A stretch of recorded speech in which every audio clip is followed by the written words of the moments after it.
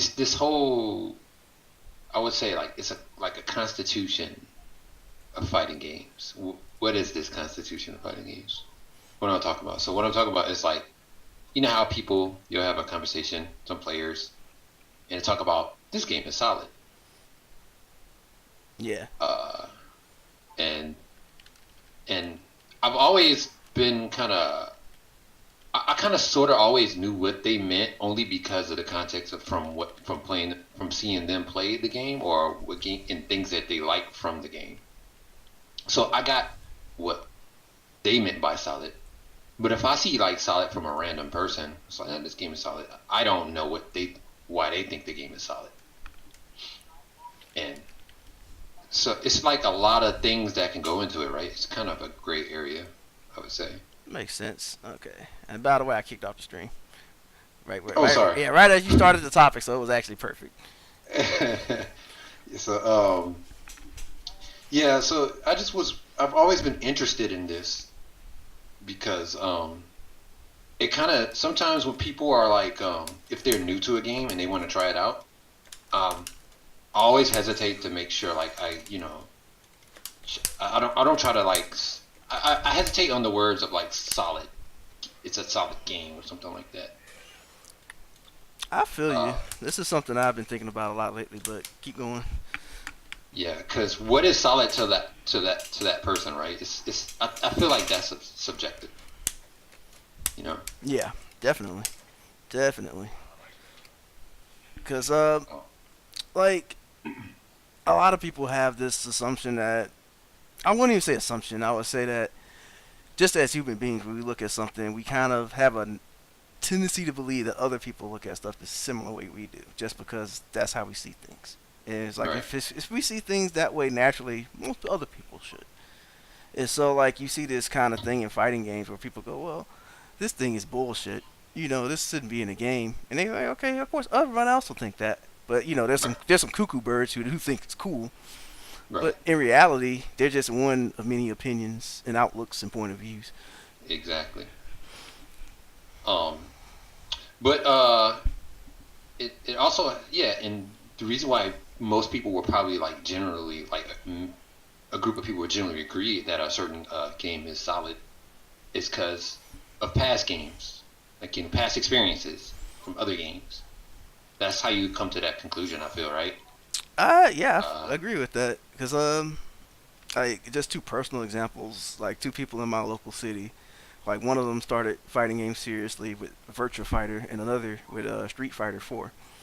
And you kind of see, like, as they pick up other games, that they have a huge bias or filter based on the first game that they really fell in love with, they got to know. And so, like, when other games don't have something, they say, oh, this is missing, rather than this is different. Or this isn't right because the risk reward isn't the same as the game that I come to learn and love. yeah. I do think, yeah, that kind of that can have an effect on a player learning a game too, Makes sense. because not everybody, has the patience to learn a fighting game. I feel like sometimes, in some cases, people stunt that growth, or it gets slower because they would generally block their minds from accepting something, or even not necessarily accepting something. Kind of just like saying, for example, this game has hard knockdown. No, this game has what is it? Such and such game has delayed knockdown, but the game that I'm playing now that is brand new doesn't have delayed knockdown. That's not fair, because Yeah. now they can get up and attack me and do whatever. That's really annoying. I think he needs that. So that's funny that you bring up that particular example because I remember, this is back when. Let me turn my desktop audio up a little bit. This is back when Guilty Gear was kind of like still in his big stride, or it's still like the one of the bigger tournament games and all. And everyone was calling it God's gift. There was all the gifts and everything. And so some guy made a Twitter post. Just some random dude, right? He Mhm. goes, "Why should I play this bullshit game where you can still get hard knocked down?" And everybody in the Guilty Gear community just went in on this tweet. This random dude just said he didn't like the game because he didn't like the concept of getting knocked down and he just couldn't take his ass back up if he wanted to. Mm, And so everyone went like, "Why would you blah blah blah blah blah?" And I sat there and I thought about it. And I actually made a tweet to him like, "Yeah, this guy's getting coming closer to the ultimate truth that all fighting games are ass." But he actually thought that was funny. But yeah, this got me thinking. I'm like, it's exactly what you said earlier. It's like his idea of what solid is. When you put me on my ass, you got to figure out where I want to go next. That's the game to him. I don't ever want to be in a position where I'm predetermined to be at a certain place at a certain time where you can come get me. You have to right. figure out where I am at all times. Other people look at that as like, well, no, that's grubby. That's dumb because I got to chase you around if I get in this knockdown. But that's like a prime example of looking at two different scenarios through kind of like two different sets of eyes. Like, what it is you think is solid. Well, I want to knock you Right. down. I want to run my game because my knockdown was a reward from the neutral. Some other people, like, I guess, like, to me, the difference is there's like a stop and forcing an action, and to other people, they want the flow to be continuous at all times. Like, okay, you hit Right. me, knock me around, gotta find me again, yada yada. Yeah. I think that's what it doesn't ultimately come down to, but that's a big point that you just made. That there are people who are willing to play that roulette over and over again, uh, and where it's like they're able to play their cards easier versus the people that where it's like, okay, I worked for my situation, I worked for my advantage point, I deserve to have maximum advantage at my advantage point, right? Yeah, exactly. And there's that's a good that's actually that's not right or wrong way to feel about it due to like again it goes back to saying like because past games have been that way like Street Fighter for example I got my advantage point I knocked you down so I should have almost all the advantage in the world like frame advantage uh, everything so I can understand that point but I think it's it's game developers are starting to see, um, especially with newer games, that in order to of course invite newer players in, that that advantage point isn't always doesn't always consider how can I put this? That shouldn't be the focus of the overall fighting game. I think that's what I'm starting to see a lot with a lot of new fighters. Um, I'm starting to see a lot of they want you to constantly beat your opponent over and over again, and not and constantly slapping them instead of just I got my advantage point, I win. Yeah, I can definitely see it. Like, that's the direction of something, especially some of the new franchises. Like the big one that comes to mind after you just make that description is Under Night. That's a game where essentially you can take it at pretty much any point, right? Like you Right, can't ever. It's no real point where you just say, "Hey, I slapped your ass. You can't get up. Here I come." You're constantly trying to beat somebody in a quote unquote neutral state. Like the actual pressure and set play or anything like that happens from when you're just overbearing somebody like with superior positioning and all that. right, Well, and then you have an exception like a character like Seth, but there's a reason why people consider him the best in the game, I suppose. But it's that game is built around that concept you're saying where you can't just get an advantage from winning once. You have to win over and over again. Or rather right, you can't turn a quote unquote fair game into a rigged game from winning the fair game. right.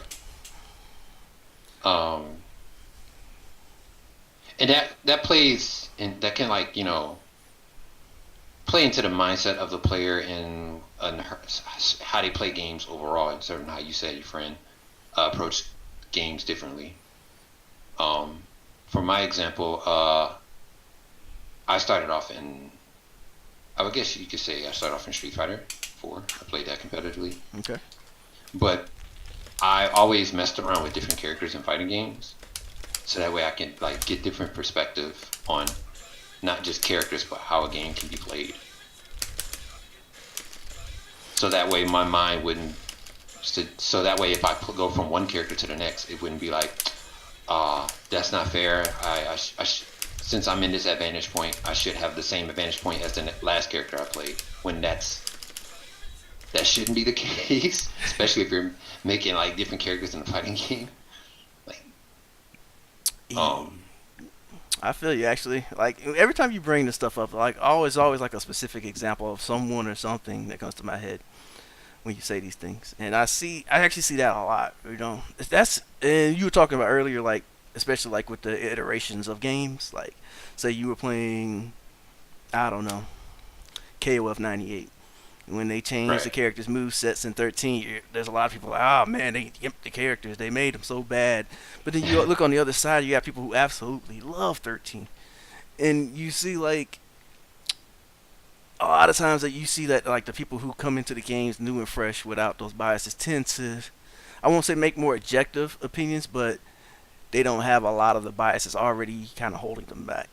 Exactly. That's where the whole Constitution thing that I mentioned earlier is wiped out. It's like they're coming in fresh. They're seeing the game for what it is, and that's it. There's no past uh, games. They've probably seen other past fighting games, Yeah, right? yeah, yeah. But there's no past influences, big influences on them.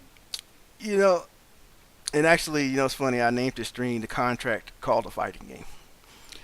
Uh, Because he said the Constitution in there. Doki Sandwich in the chat, and he's the one who always bring that up. Like he'd always say that to me when I first started learning these games. Like fighting game is the contract. You see what you read it, and you sign on the dotted line. That's all it is at the end of the day. No matter what you think is good, bad, or whatever, you look at it, you say these are the rules, then you sign your name, and then like with all the patches these days, sometimes the contracts get amended, but whatever. You sign it or yeah. you don't sign it again. And and like, hmm, what you're saying, I definitely fully agree with there. Uh, because like even people who mean well, they'll tend to do this. And I'll always think of it like people who get married like a second time. They already Mm, have like a set of routines, habits, expectations of their partner that they had before, mm, and they act a certain way and they do a certain thing. Or you can just say relationships in general. And then when you get into that next serious relationship, you unconscious, not you don't even have to consciously do it. Because you've been yeah. doing these things for years. Like, like this person likes it when you say good morning to them, but this person just goes straight to work because they know Right. that they love you. But you go, this person doesn't say anything before I leave. It's weird. It's different. Is it bad? And sometimes people interpret different as bad, and sometimes different it can be worse. Sometimes it can be Right. better. Sometimes it's literally just different but equal. And so like fighting games, yeah, they're pretty much a clean contract when you get from the start, and it's understandable if like you really loved, I don't know, like Samurai Showdown 3, and then they changed all the stuff you loved in 4. Then you Right. just that's how it is. Sometimes you're gonna get to the next game, you're not gonna like it, and some people are just gonna love it. They're gonna think it's amazing. Yeah, because you get attached to these characters and the way the mechanics work with these characters too. That's another thing. So, and I've been guilty of it recently with with Guilty Gear. Um, I I got attached with Eno and her plus R ways. Hmm. And when Exar came out, um, I there were things I said to myself that I actually didn't like.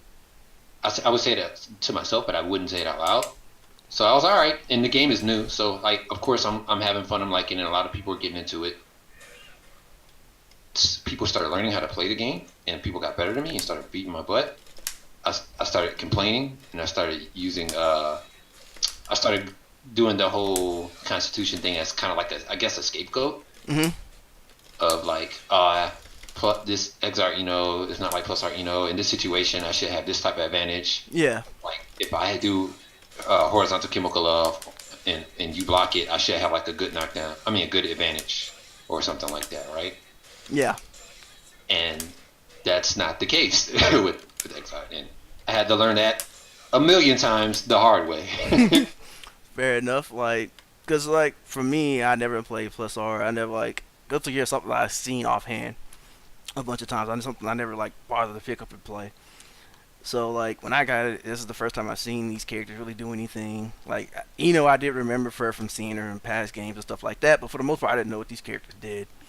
And so Right. like I'm looking for information, and you'd always see stuff like, man, remember when so and so had this Gatling, or when they could do this? Oh man, and it's like yeah, but they don't. The old game is still there.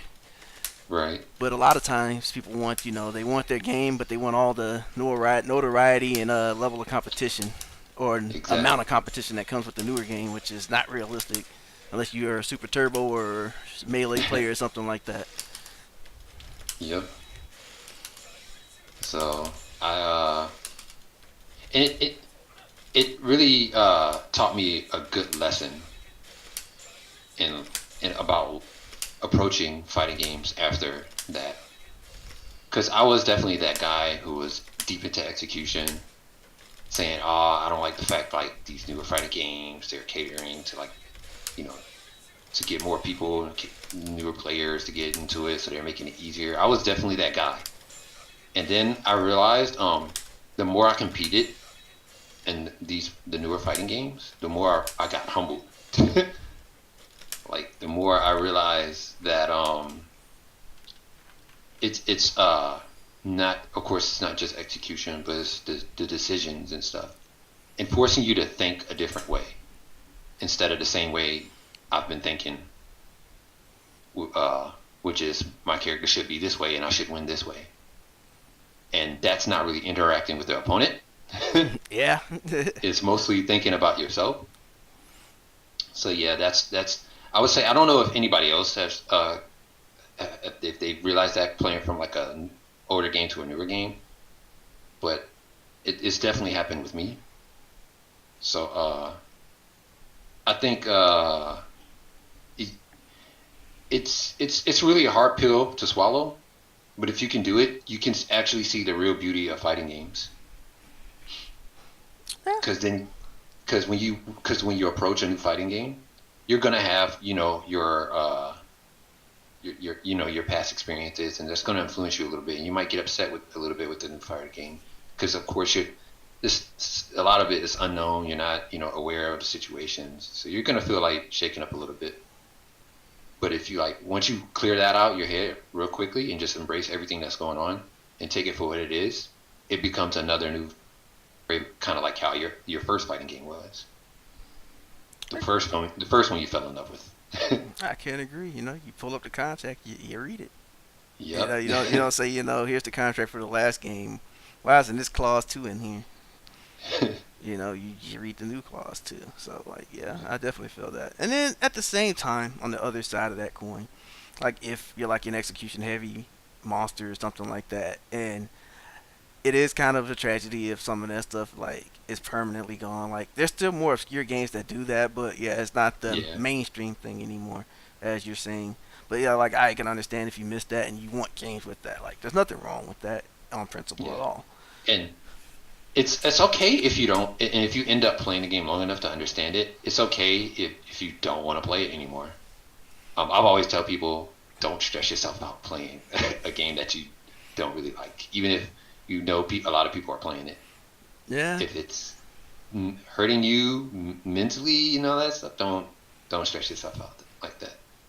that's another thing I 'Cause kind of see often in this community. It's like I gotta play this game, I hate it, but my friends play it, or the game's okay, but I don't have the character I like, but I gotta keep forcing myself to play it. Well, you don't have to, man. There are other hobbies in the world. There are not even other fighting games. Just other things to do. Yep. Oh, there's a lot of other fighting games too. That's another good point. Yeah, yeah. So like, even if you So many different contracts out there. exactly. So like, what means the world to you may mean nothing to someone else. Like what you value may be trash to someone else, and vice versa. So you may look like I want a game that's fast and quick, and I want to be able to get on my opponent. Some people are like, oh, I want the game to be slow, methodical, more like chess. That's fine too, but and then a lot of people say these things like, man, this game is slow. Like that's universally terrible. But some people, they want to be the Dalsims of the world and poke you to death, and they want the back and forth, which is why Koihime Embu kind of came up. That's the niche it fills. Is that slow, spacing paced game where it's like, okay, I want to see what you're doing, where you want to stand. That's the niche that it fills. Yeah. That's kind of the other concept of fighting games are kind of going away is the spacing aspects because like nowadays characters have moves that move them forward, put them at plus and stuff like that, and so a lot of people who like oh like I like to keep away and stuff like that are starting to feel frustrated because you're starting to see like why can't I get a game where good zoning, which Right. is it's this is an odd thing because like zoning usually even in older games zoning is usually good for one or two reasons.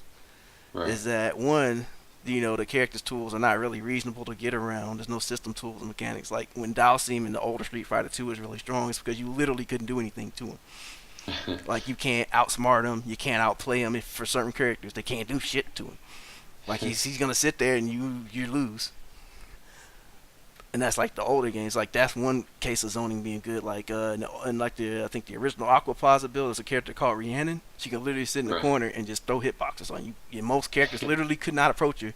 That's one way of making a good zoner. Is like you literally can't beat them.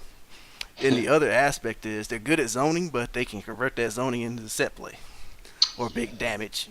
So like they like Song Mina in Soul Calibur 6 is the example people were using now. Like she keeps you out, but she also takes like a third of a fourth of your bar when she hits you. Oof. So like she's keeping you out, she's also killing you. Hmm.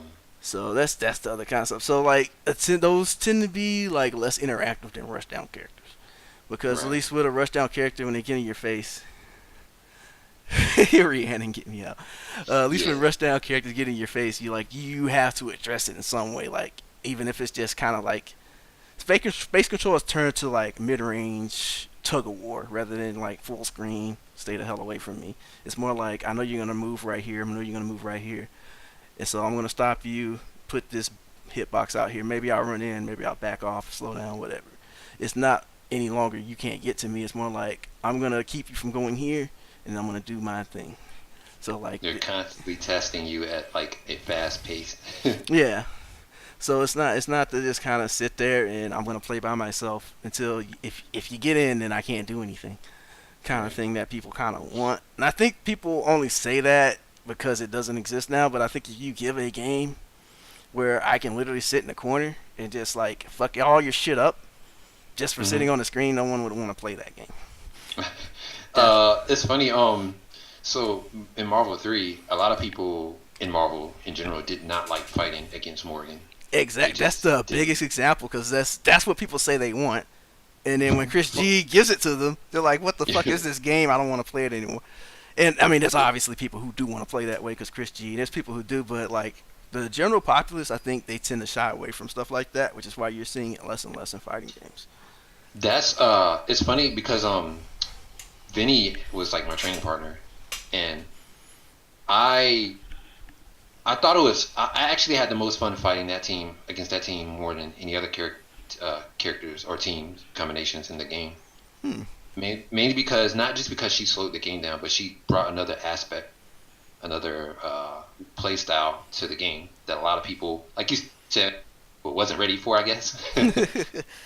Yeah, like yeah, Marvel 3 was rich in like what you can do, and then you can trap, you can zone, you can do some combination of like anything.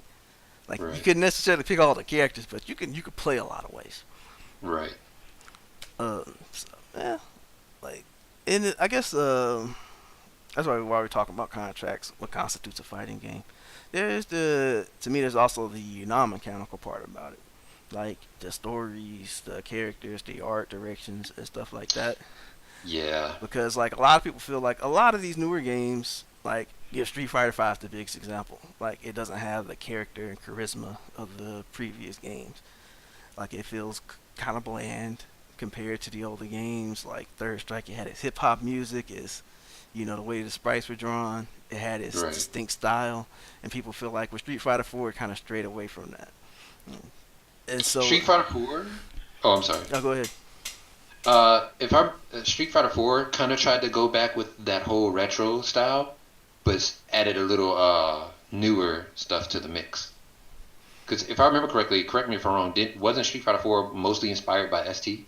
Yeah, so that was the big thing was like Street Fighter 3 like commercially it bombed like in all its incarnations. Like we love it in the competitive scene. It has a strong niche, but commercially it didn't do so hot compared, especially Right. compared to Street Fighter 2, which was like at least the earlier version was just like selling like wildfire, a cultural phenomenon. Like people who never played a video game knew what a Ryu and Chun Li were. But Street Fighter 4, yeah. But I think like you go like to the people, what people hated when the game was initially released is that it kind of went to these goofy looking 3D characters, right? Because this is the game that's always been hand drawn. Like even when people didn't want to play Third Strike, they still looked at it and said, "Hey, that's a pretty cool looking game." Right. And Street Fighter 2, you know, it did a lot of things that a lot of games didn't do at the time. And then you get Street Fighter 4, which is just kind of, well, a lot of people will say, kind of blocky. Like there's still a little character in the game. There's still a little character in Street Fighter 5, but you know, people kind of looked at it like, you know, look at Chun Li's gorilla hands and all that jazz. So it's like, and then you have things like the casual miss, like the character specific intros, like you know, you got Ryu and Ken, they do the hand, they give each other dap before the match and stuff like that. Yeah. It's like stuff like that doesn't happen anymore. You still see it though, like in Guilty Gear. Sometimes there's little things you don't notice because like when like Soul and Axel fight each other, they have specific lines against each other. If you don't have the They Japanese, do. yeah. And so like a lot of things people wouldn't notice stuff like that, especially now they don't have the dub in there anymore. That's But true. that stuff like they sprinkle stuff like that, but yeah, a lot of people when they look at a game, they want cool characters, they want good music, they want to immerse themselves in the game. Because when we think about the older games, most of us didn't seriously compete in ST Alpha Yeah, we got Two. attached Yeah, we got because attached. the colors were so vibrant to us. It was and fireballs are going across the screen and all that jazz. And the music was really good. So it was like, whoa, what is this? I wanna. It caught my attention. Yeah, exactly. Cause I remember what really got me attached to fighting games. It's like I was the kid that had the Super Street Fighter on SNES, and it's like I still remember when I first got the Bison, and then you know he dude throws his cloaks off, and then I hear this music, doom, doom. I was like, oh shit, and he's beating my ass. But I was like, this is awesome because like this the music and everything, like the atmosphere was set. Even Sagat's was like, you know, it had a legendary feel to it, but yeah, stuff like that was cool. And that's Yeah, what got people like really into those games because most people weren't really good at them. They didn't really know much about them. right. Like people these days still call them button mashers, so that's the extent of the knowledge of them. Yeah. Creation for a game is the first. I feel it's like probably the biggest thing for both audiences, whether it's just casual or competitive. It means a lot because we want to feel good about buying something. You always do. Yeah, yeah, yeah, definitely. Because like me and I'm pretty sure you and a lot of other people in our circle are like we'll pretty much buy most things, you know, because we just want to mash buttons, we want to play these games, we want to see the characters, even if we don't have Right. like a particularly strong attachment, like boot up KOF 14. Like KOF 14 is a pretty it's a pretty solid game in my mind, but Right. like you look at the music and the stages and the stuff from the other games, like to me it doesn't really compare. Right. Like the stages look good, but it's not like Yeah. you know you fighting in the streets of Mexico and you see all these people shopping and like you know you're actually just fighting out there and it's like 13 like most people call it some the most beautiful fighting game. Some people will say it's definitely interesting. So stuff like that, like yeah, it does like generally grasp you and then like you finding a character you like or the mechanics you like is what really will spurring you to like really put some drive into it sometimes. And some people are more mechanical though. Like I think I'm Right. more on the mechanical side. I don't necessarily need a character, quote unquote, but I just need to enjoy the mechanics enough to really get into it. Yeah. Um. One. So Arcs is pretty, good at making. It's kind of good. They're pretty good at hitting all their points. It seems on that, and I think that's why it's so easier for a lot of people to get. That's why they catch a lot of people's eyes because the way their games are approaching people nowadays. It's not just hitting the competitive audiences now, but they're starting to get more. They're branching out into you know other different audiences, Definitely. and the best way they're doing that, catching people attention, is with their art. Um, Cause like the way they made the cell shaded kind of like remind you of the old sprite days is like perfect. So they can keep the like the econ- economical choice of using 3D models, but still yeah, make it look interesting. yeah. Um, but so kind of like on to kind of like go back onto the point of like the constitution of fighting games. Um, I think it's really hard mindset to get out of though. Um, it to get and it kind of like a lot of us play competitive. We play fighting games competitively. A lot of people want to get better. Um, and the best way to get better is to practice and to learn. But it's really hard to practice something and to learn something if you don't even bother, I guess, to try to understand it for what it is. Yeah, and I guess like what really helps when you have the social aspect.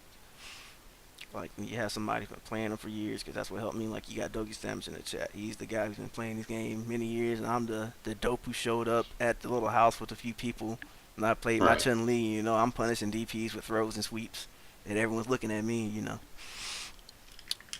It's like I didn't understand like the game behind the game or any of that stuff. Like I'm just gonna press sweep. I'm just gonna throw.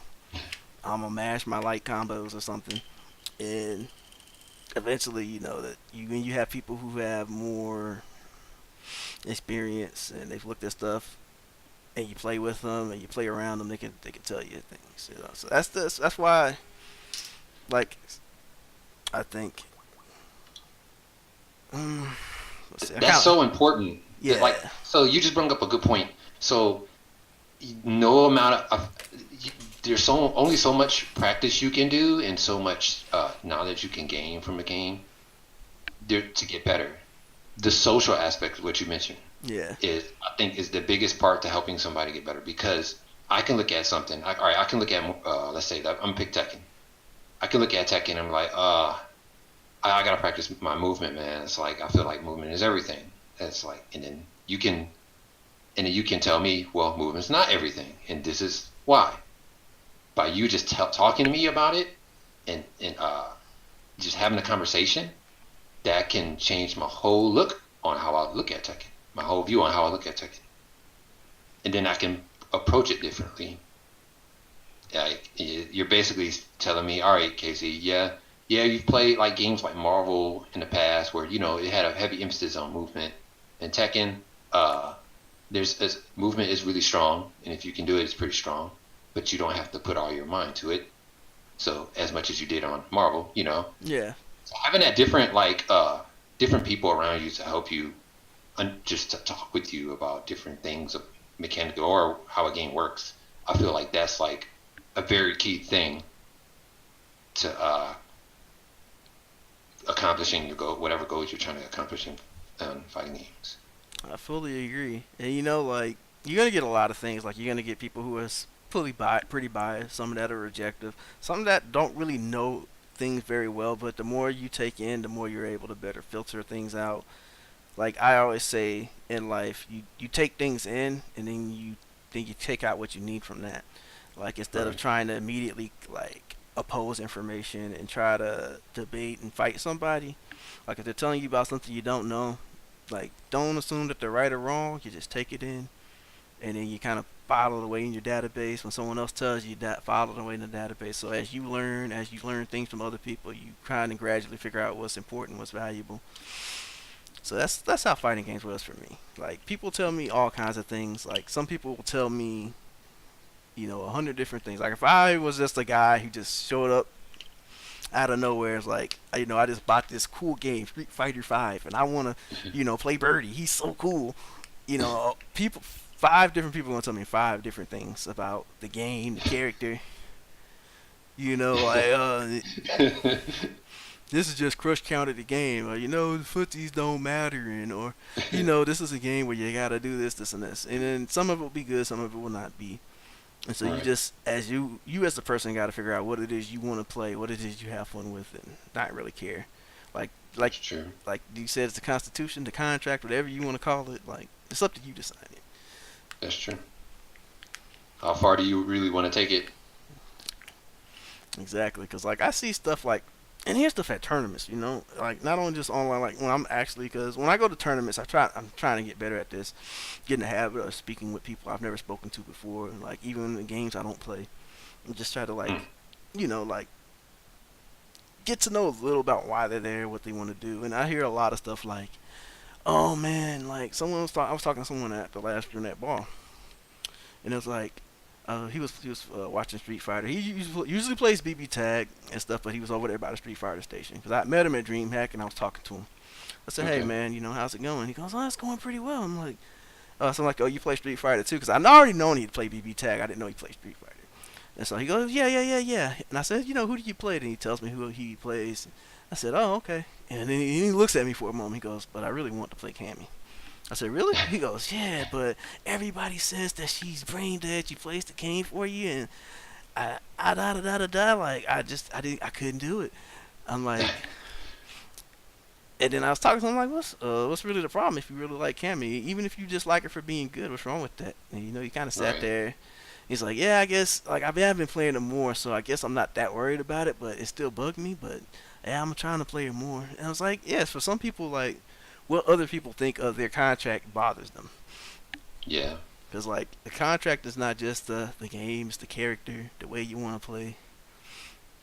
So yeah, I think like if you find a game that's right for you, go ahead and play it. But sometimes there's caveats, right? Because Yeah. there's that what's that they call it, the like the text that you can't see. Crap, I can't forget these.